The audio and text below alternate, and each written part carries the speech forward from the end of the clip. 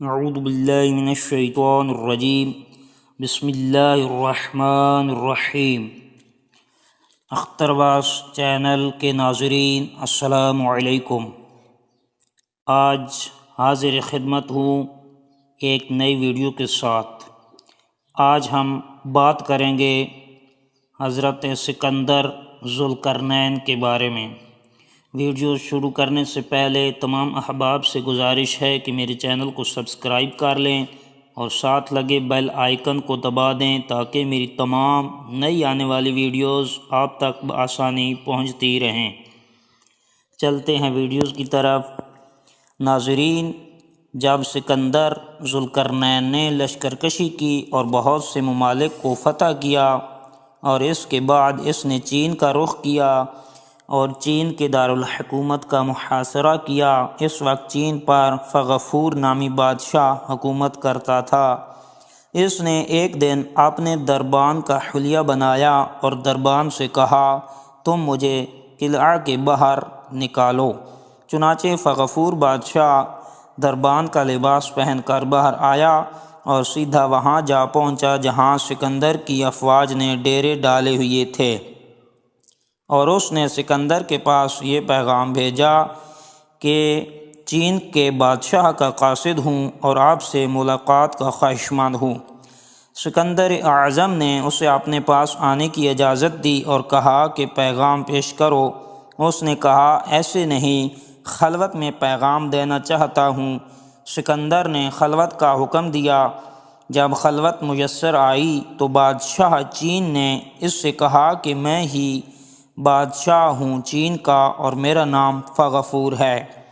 سکندر نے تعجب کرتے ہوئے اس سے کہا کہ تو نے اتنی بڑی جرأت کیسے کی اور تجھے مجھ پر کیا اعتماد تھا جبکہ میں تیرا دشمن تھا اور تیرے ملک پر قبضے کا خواہشمند تھا؟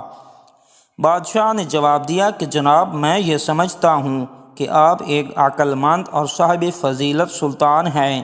میرے اور آپ کے درمیان نہ تو پہلے کبھی دشمنی تھی اور نہ ہی میں نے پہلے آپ کے خلاف کسی برائی کا ارادہ کیا۔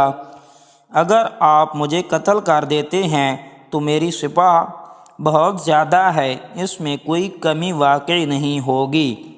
میں آپ کے پاس اس لیے چل کر آیا ہوں کہ آپ اور ہم مصالحت سے کام لیں۔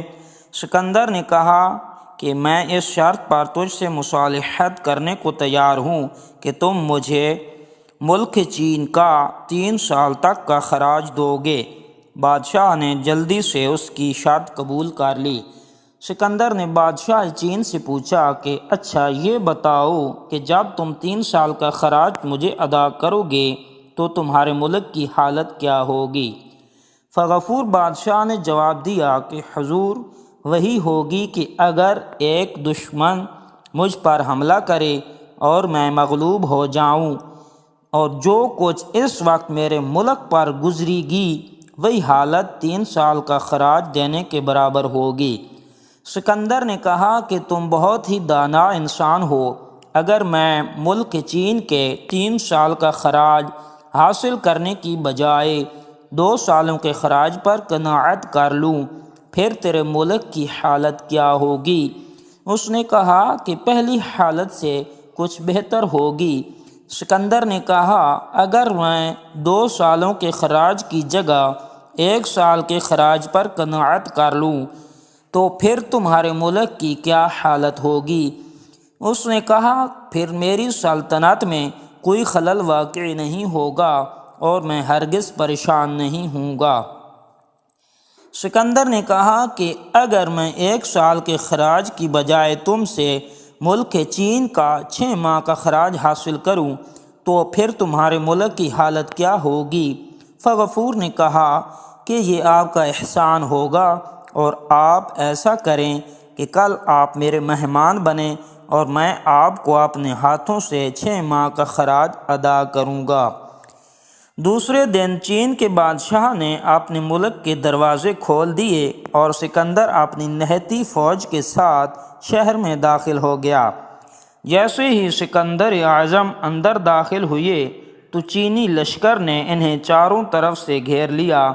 چینی لشکر مسلح تھا جب سکندر نے یہ حالت دیکھی تو پریشان ہوا اور سمجھا کہ میرے ساتھ دھوکہ کیا گیا ہے۔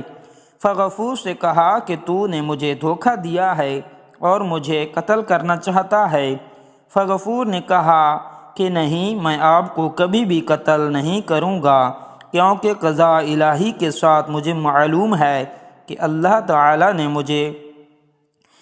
تعالیٰ نے تجھے بہت بڑی شاہی عطا کی ہے، اور اس وقت بھی اللہ تعالیٰ کی تائید تمہارے ساتھ ہے، اور جو شخص خدا کی تائید یافتہ شخص سے جھگڑا کرے گا تو اس کے مقدر میں ہمیشہ شکست ہی شکست ہوتی ہے۔